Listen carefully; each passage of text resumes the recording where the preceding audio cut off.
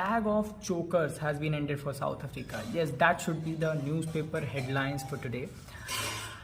मेरा नाम है आर्यन सिंह, आप देख रहे हैं क्रिकेट टॉक्स, जहां मैं आपको क्रिकेट से रिलेटेड सारी एनालिसिस बताता हूं, सारे अपडेट्स देता हूं, सारी चर्चाएं करता हूं।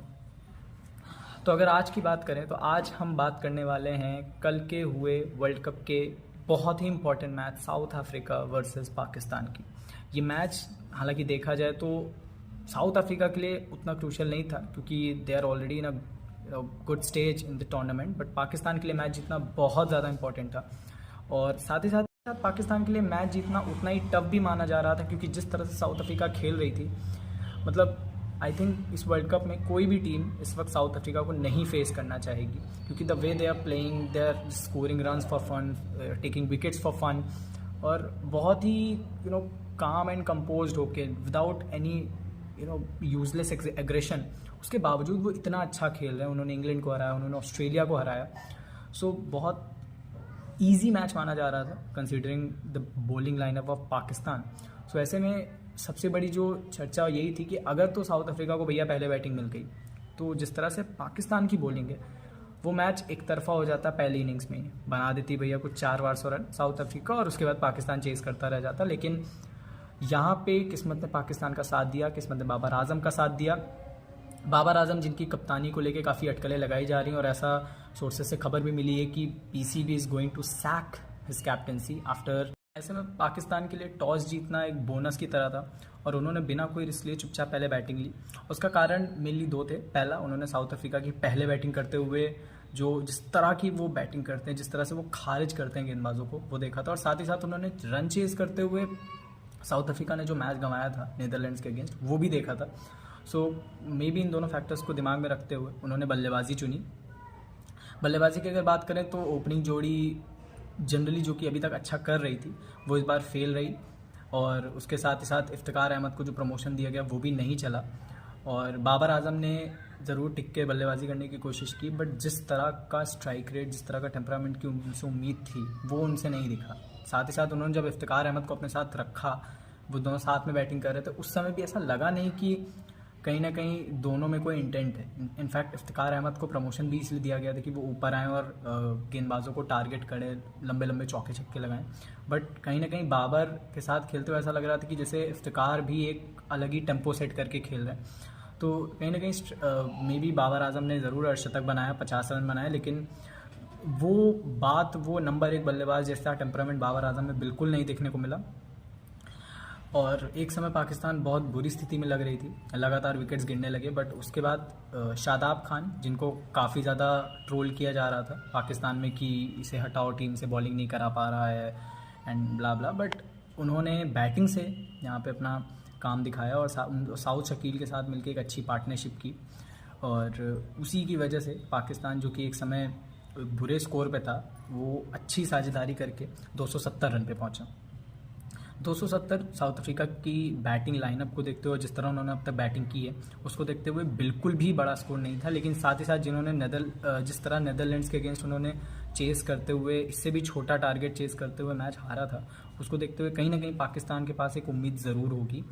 और ऑनेस्टली ये मैच बिल्कुल उसी तरह से गया। ये इस वर्ल्ड कप का मैं कहूँगा पहला थ्रिलर था जो लास्ट ओवर तक गया, एकदम लास्ट मोमेंट तक गया। लास्ट ओवर तो नहीं बोलूँगा, बट लास्ट मोमेंट तक गया, और it was an absolute thriller to watch this game. और जिन्होंने मिस आउट किया, I don't know, I mean आपने कुछ बहुत ज़्यादा सीरियस थ्रिल मिस कर दिया, बट बहुत अच्छा गेम था। और साउथ अफ्रीका ने शुरुआत ऐसा ख़राब नहीं की। डिकॉक ने जिस तरह की वो लय में चल रहे हैं, उन्होंने आते ही चौकों छक्कों की बारिश कर दी, और साथ ही साथ बवूमा ने भी वापसी की थी तो उन्होंने भी अच्छी बल्लेबाजी की। एक ओवर में नवाज के लगातार 3 चौके मारे, बट जैसे ही दोनों आउट हुए फिर थोड़ा सा एक रिस्ट्रिक्शन सा लग गया। रैसी वैन डर ड्यूसन की जो कमज़ोरी है स्पिन के अगेंस्ट, उसको जाहिर करते हुए पाकिस्तान ने तुरंत स्पिनर्स को लगा दिया उनके आते ही, और वो स्पिनर्स का शिकार बन गए।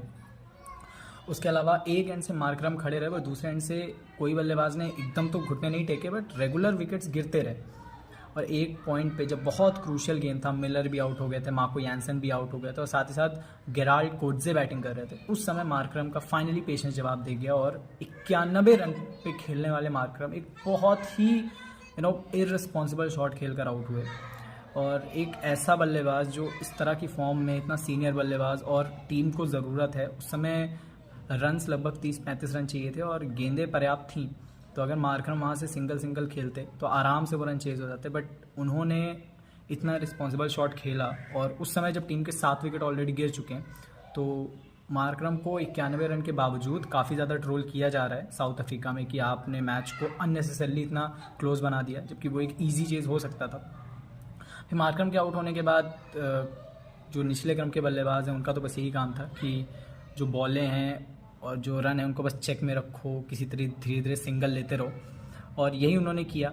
मैच थोड़ा सा और क्लोज आया और मोमेंट ऑफ द मैच तो वही था जब 9 विकेट गिर चुके थे और हारिस रऊफ की एक गेंद पैड पर लगी, अंपायर ने नॉट आउट दिया, फिर रिव्यू लिया गया और वो कुछ पुराने दर्द ताज़ा हुए, अंपायर्स कॉल हो गई, और उस समय पाकिस्तान को जो रिएक्शन था वो इट वाज जस्ट फिनोमिनल। जिस तरह से हारिस रऊफ ने वहाँ पे ग्राउंड पे वो लेट गए, द वे ही रिएक्टेड, क्योंकि वहाँ पे अगर अंपायर ने आउट दे दिया होता तो वो मैच पाकिस्तान का था, और वो मैच पाकिस्तान का था, या ये कहें वो उम्मीदें ज़िंदा रखता पाकिस्तान की, बट वहाँ पे अंपायर ने नॉट आउट दिया। फिर और ऐसी सिचुएशन में नवाज़ पता नहीं क्यों हमेशा आगे आ जाते हैं। ये हमने 2022 के एशिया कप में देखा, 2022 के हमने वर्ल्ड कप में देखा अगेंस्ट इंडिया, और यहाँ पर भी बाबर ने, क्योंकि उन्होंने अर्ली विकेट्स लेने के लिए हारिस और शाहीन के ओवर्स जल्दी ख़त्म करा दिए ताकि जल्दी विकेट्स मिल जाएं, सो आखिरी में जब बॉलें नहीं बची किसी और बॉलर्स की, तो उन्हें मजबूरी में, क्योंकि उनके पास ऑप्शन थे उसामा मीर के और नवाज़ के,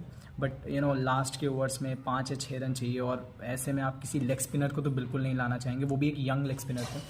तो उन्होंने मोहम्मद नवाज़ को बुलाया और केशव, 9 विकेट गिर चुके थे, केशव महाराज ने आखिरी में चौका लगाया और एक ऐतिहासिक जीत दर्ज कराई। और ऐसी सिचुएशन में वो साउथ अफ्रीका जो जनरली मानी जाती है कि चोकर है, हमेशा चोक कर देती, बट यहाँ पर उन्होंने फाइनली वो स्टैक को एंड करने के लिए एक छोटा सा स्टेप बढ़ाया और बहुत अच्छी वो विक्ट्री ली साउथ अफ्रीका ने। और पाकिस्तान कहीं ना कहीं ऑलमोस्ट बाहर हो चुका है, क्योंकि अब अगर वो मैक्सिमम बचे हुए सारे मैचेस भी जीतेंगे तो भी वो सिर्फ 10 अंकों तक जा सकते हैं, जो कि पर्याप्त बिल्कुल भी नहीं होगा। तो ऐसे में आई बिलीव कि पाकिस्तान के लिए ये एकदम कमर तोड़ हार थी। तो यहाँ पे बात ये आती है, ये तो हुई जीत की बात, बट मेरे को ये लगता है कि अब बहुत सारे लोग इस पे बाबर आजम को क्रिटिसाइज़ करेंगे, विच ही डिज़र्व्स।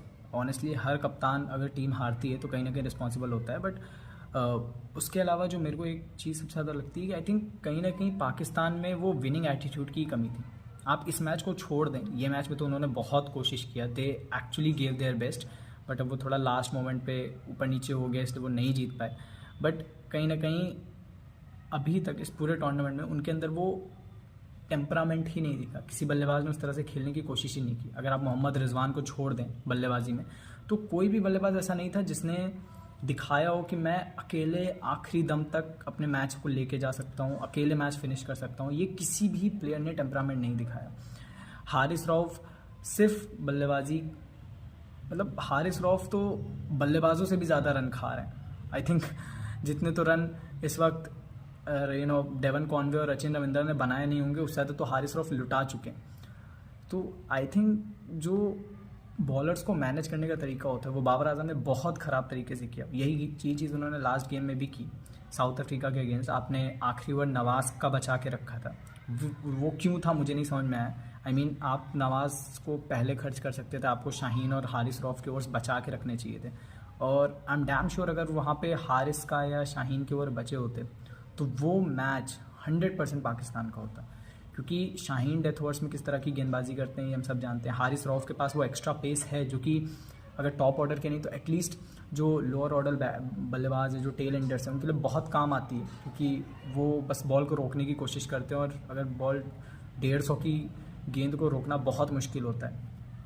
तो वैसे में आई थिंक बाबर आजम, क्योंकि सूत्रों से भी पता चल रहा था कि बाबर आजम की कप्तानी जाने वाली है, सो ये बहुत ज़्यादा डिसअपॉइंटिंग होगा बाबर आजम जैसे खिलाड़ी के लिए, जो कि एक अच्छे खिलाड़ी हैं, रैंकिंग में नंबर 1 पे हैं, और कहीं ना कहीं पाकिस्तान को उनसे काफ़ी उम्मीदें थी एज अ कैप्टन भी कि ये कहीं ना कहीं पाकिस्तान टीम को कहीं लेके जाएंगे, कहीं कोई टूर्नामेंट जिताएंगे। और ये उम्मीदें और बढ़ गई थी जब 2022 में वो टीम को world cup T20 world cup के फाइनल में लेके गए। बट जैसे जैसे फॉर्मेट चेंज होगा, जैसे जैसे गेम लंबा होगा, वैसे वैसे पाकिस्तान को थोड़ा सा अपने गेम को और अभी इम्प्रूव करना पड़ेगा। सो बाहर तो वो हो ही चुके हैं, बट अब देखना ये है कि क्या बाबर आजम की कप्तानी बचती है या जाती है। और अगर आप बात करें कि बाबर आजम ने क्या गलत किया, तो मेरे हिसाब से उन्होंने खुद सबसे पहले तो एक एग्जाम्पल की तरह लीड नहीं किया। अगर आप और किसी भी टीम की बात करें तो हर एक टीम का कप्तान कहीं ना कहीं एक एग्जाम्पल की तरह लीड कर रहा है, या तो बहुत अच्छा लीड कर रहा है या तो खुद इतनी अच्छी बल्लेबाजी या गेंदबाजी कर रहा है कि टीम का मोराल अप रहे। आप इनफैक्ट पैट कमिंस की भी बात करें, वो लो डाउन दी ऑर्डर बैटिंग करने आते हैं, बट वो जिस तरह से छक्के लगाते हैं वो कहीं ना कहीं एक इंटेंट दिखाता है। वो ऑस्ट्रेलिया में एक जान देते हैं। आप इंडिया से रोहित शर्मा को ले लीजिए, the way he is batting completely selflessly कि बस मेरे को टीम के लिए खेलना है। बट ये चीज़ बाबर आजम में मिसिंग लगी। ऐसा लगा कि वो बस अपनी नंबर 1 बैटिंग पोजीशन को जस्टिफाई करने के लिए खेल रहे हैं, which I don't feel is right if you are captaining an international side in the world cup specially.